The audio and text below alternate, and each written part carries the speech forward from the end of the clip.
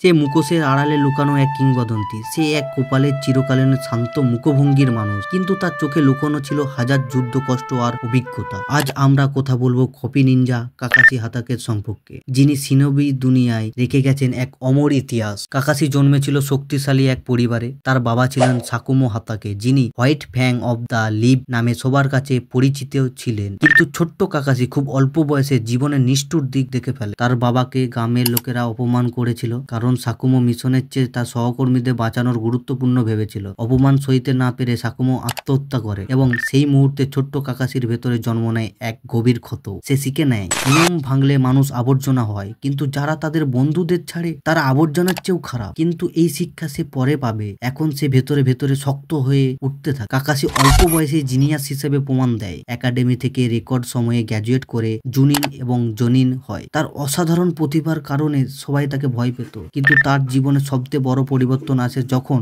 Obito উচিয়া ও রিন নোহারার সঙ্গে একই টিমে কাজ করতে শুরু করে, যার নেতৃত্বে ছিলেন মিনাতো নামিকাজি, ভবিষ্যতের ফোর্ট হোকাকে। একটি মিশনে কাকাশি শিখে যায় জীবনের আসল মানে। ওবিতো তাকে শেখায় যে বন্ধুত্ব সবচেয়ে বড় শক্তি। দুর্ভাগ্যবশত সেই মিশনে ওবিতো গুরুতর আহত হয় এবং নিজের শারিঙ্গান চোখ কাকাশিকে দিয়ে যায়। সেই মুহূর্ত থেকে কাকাশি হয়ে ওঠে শারিঙ্গান কাকাশি বা কপি নিনজা। কাকাশি তার শারিঙ্গান ব্যবহার করে হাজারেরও বেশি শত্রু নকল করেছে, তাই তাকে বলা হয় কপি নিনজা। শত্রুরা যখন তার নাম শুনতো ভয়ে কাঁপতে থাকত। এই বিখ্যাত কৌশল হলো চিতরি বা লাইটিং ব্লেড। এই টেকনিক দিয়ে সে অসংখ্য শত্রুদের হারিয়েছে। যদিও বাইরে শান্ত শীতল, ভিতরে কাকাশি ছিল একদম ভিন্ন।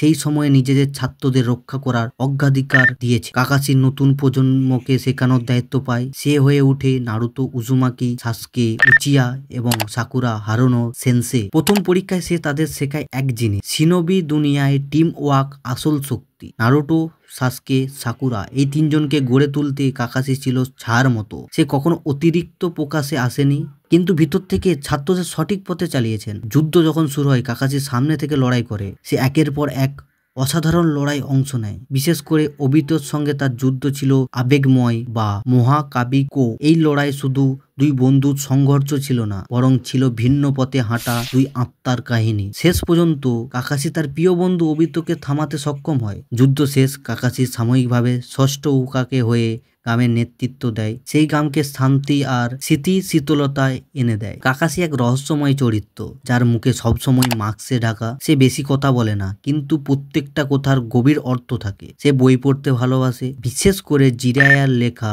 ইচা ইচা সিরিজ।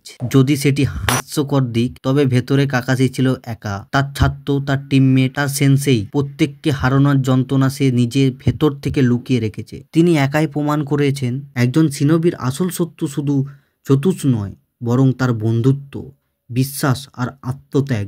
ভিডিওটি ভালো লাগলে ছোট্ট একটি কমেন্ট করে চ্যানেলটি সাবস্ক্রাইব করে নিও, কারণ তোমাদের ছোট্ট একটি কমেন্ট আমাকে ভিডিও বানাতে আরও মোটিভেট করে।